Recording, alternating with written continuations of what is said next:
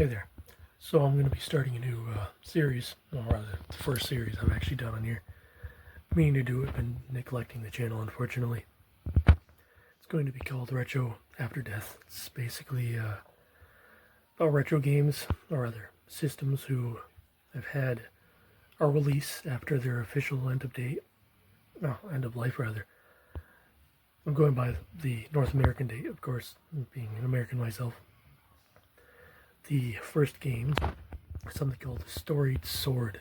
I'll give you the description the devs put on there. Storied Sword is an action platformer for the NES. It's a collaboration between Bite the Chili Productions and Rafter Labs Interactive. Assume the mantle of the mysterious folk hero Candlemaster Cedric, or the elusive Orchid of Morning, and all jump your way through the trials this fast-paced, multi-scrolling platformer has to offer. Sorry, my throat sucks. Inspired by classics like Techno's Ninja Gaiden and Sunsoft's Batman. To be honest, I actually have not played the original Ninja Gaiden. Need to get to it. Storied Sword is sure to raise the challenge level for NES homebrew platformers and bring players the 8-bit Twitch combat style they know and love. Description from the devs, of course.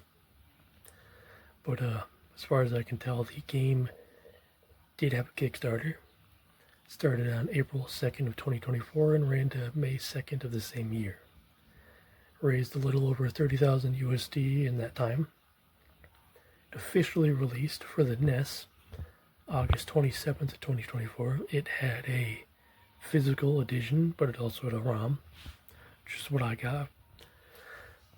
As well as a Dreamcast release of January 4th this year, actually, 2025. Then on March 14th of this year, I believe Steam. I did not look yet, but I will provide a link either way in case anyone's interested. Sorry, fuck this throat. Released 30 years after the Nintendo end of life in North America. It's kind of insane to me, to be completely honest. But before I get into any of the actual gist of the video, or whatever you want to call it, I'm going to give you a taste of what I had to endure in order to make the video. Fortunately, my dumbass ended up unticking all the microphone channels on OBS, so you're not going to get to hear my serenade screams. And sad to say, in a way, that literal pain was in vain, but I'll get to that near the end of the video. Anyway, enjoy.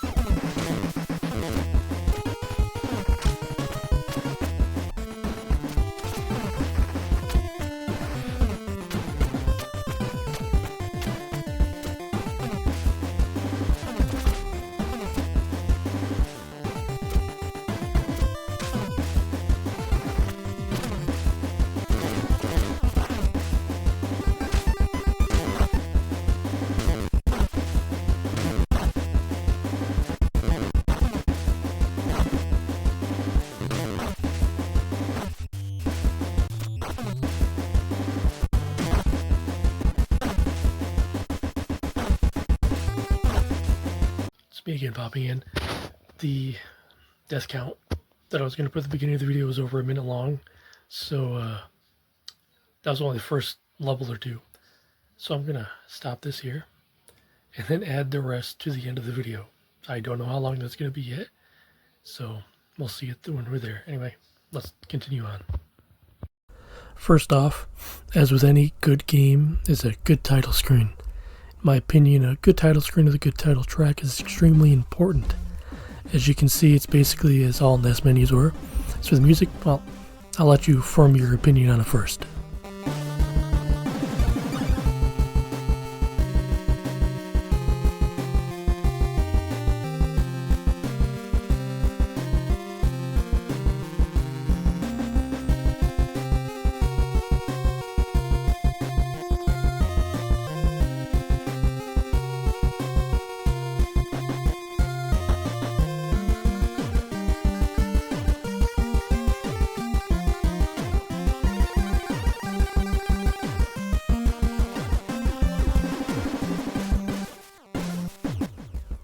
Not bad, right? Not only is it pretty damn good, but it actually sounds like something you'd find in an early NES game. Now, with that out of the way, let's move on.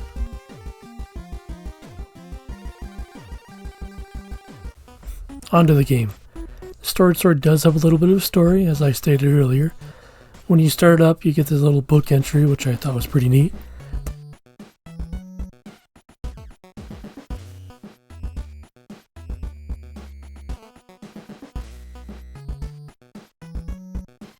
Then of course these little text-based cutscenes with the villain and then the two main characters, which of course you do get the option to choose between the two. But if you're anything like me and terrible at NES games, get used to this screen because you're going to be seeing a lot. Now finally, on to Chapter 1. As you can see, we're in what looks to be a castle. I started off by jumping around like an idiot and hitting the attack button because, well, I kind of just felt like it. Our first enemies are, well, these dudes, I guess. Easy enough to take out. Then I got this dog thing and Mr. Native American Slingman, who, in his embarrassment, missed me, only to hurt me due to my own stupidity in mine. Here I found out I have a throw attack, which I then proceeded to waste multiple of before finding out I can also wall jump. This may as well be the most important, but also fun tool in the game. Enemies respawn, by the way, as you can see. Ouch! The level design so far in the first level is pretty good, if I'm being honest. Many jumps, slashes, and deaths later, we wall jump a few more times and find the first boss room.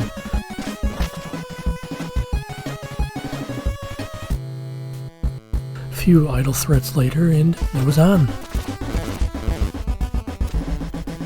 Each boss seems to have their own little gimmick.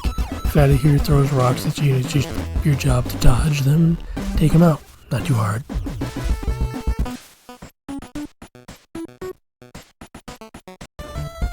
Now on to level 2, which seemed to be pirate themed, at least at first. Just as before, is pretty neat, simple but fun, to be completely honest with you.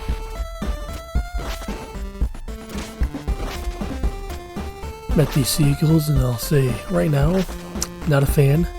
This enemy archetype shows up many times in this game, and they are by far my least favorite to deal with.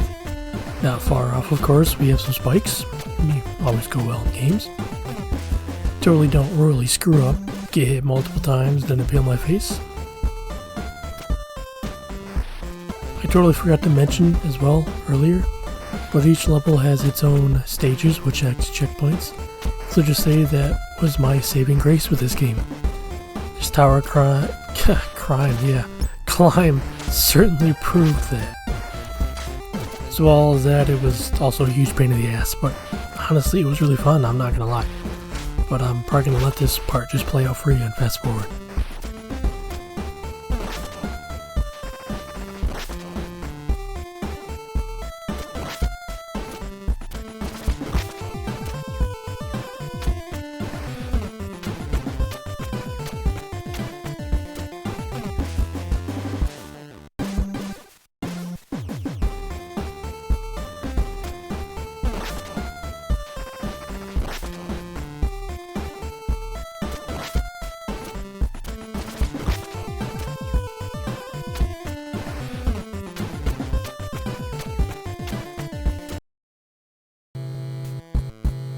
The boss of level 2 threatens me just like his fat buddy did prior and wishes to have a duel. Thankfully for me, I have infinite lives. This guy's whole shtick is basically it just requires you to jump over him and hit him from behind. Not too bad. Unfortunately, it took me quite some time to figure that out on my own, as you'll soon see.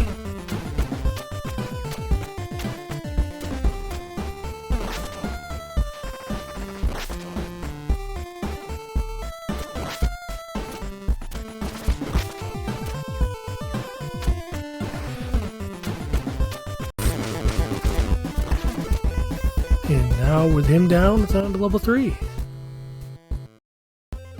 As we enter this third level, we're thrown into a graveyard. From here the difficulty increases. In fact, unfortunately due to a corruption issue I had in the emulator after an hour on this level, and then a shorter amount on the 4th level.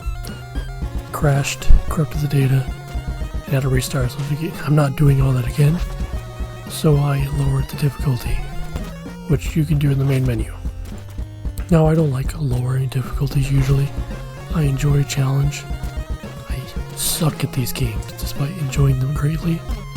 I just didn't want to have to go through every single level again with that difficulty for the video. And unfortunately, the issue happened again after beating level 4, and I couldn't progress to level 5. I couldn't find anyone else with a similar issue, so I'm going out on a hunch and claiming it was probably an issue with some RetroArch, which is what I'm using. It's unfortunate. After this, not this level, the next level, can continue on, but we'll get there when we get there. The next stage of the level 3 brings you underground, which I of course struggled with even on a lower difficulty, as I did with the 3rd segment for that fact on level 3. The 3rd segment seems to be underground as well, but maybe a cavern, maybe, I don't know. Flowing waterfalls, some frog enemies that for some reason I struggled with greatly, just a little tiny frog. And then on the 3rd boss, of course. He wasn't giving me as much empty threats as his buddies, but I had to kill him anyway, after of course dying a few times myself.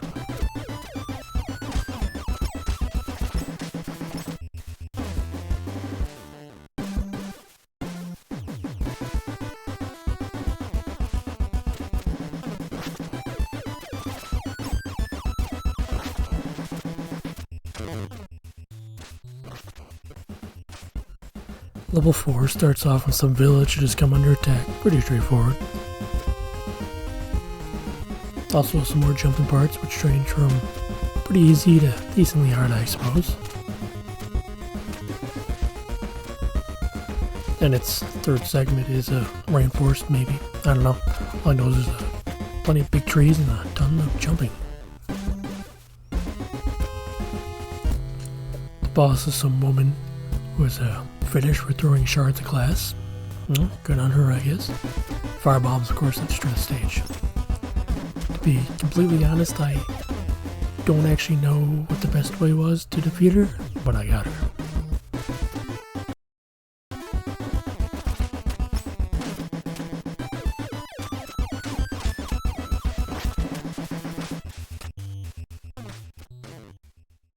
What did I think?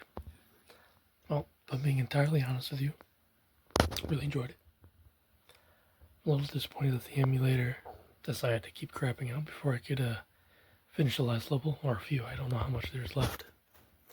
But eventually I may end up just getting the physical copy, providing it's still available at the time.